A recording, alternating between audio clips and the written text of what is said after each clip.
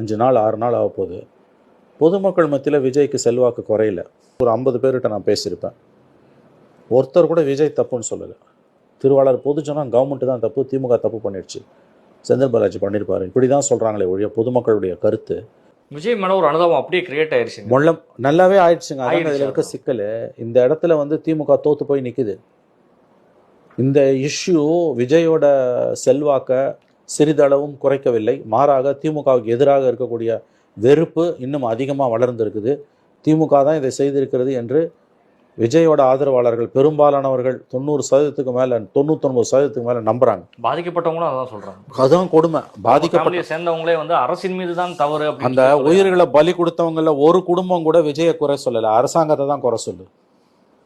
அப்போ இந்த நிலைமையை எப்படி திமுக சமாளிக்க போகுது? அரசியல் ரீதியாக அதை விஜய்க்கு எதிராக திருப்பணும்னு திமுக விரும்புது. ஆனால் இது மொள்ள திமுகவுக்கு எதிராக திரும்பிக்கிட்டு இருக்கு. ரொம்ப ஆமாம், கம்ப்ளீட்டாக திமுக பக்கம் தான் திரும்பி இருக்குது. ரொம்ப ஆச்சரியமான விஷயம். நான் பார்த்த வரைக்கும் ஒருத்தவங்க கூட விஜயை திட்டல. எல்லாம் கவர்மெண்ட்டை தான் திட்டுறான், செந்தில் பாலாஜி திட்டுறான், போலீஸை திட்டுறாங்க. விஜய் மீது வந்து ஒரு கார்னர் வந்து அப்படியே மாறி 1% ஒரு ஆள் கூட, ஒரு நபர் கூட விஜய் தப்புங்கன்னு சொல்லலை. நம்ம தான் பேசுகிறோம் ஜேர்னலிஸ்ட்டு விஜய் மேலே தப்பு இருக்குன்னு. திருவாளர் பொதுஜன மத்தியிலையும் அவருடைய கேடர்ஸ் மத்தியிலையும் 1% கூட விஜய் தப்பு என்ற எண்ணமே இல்லை.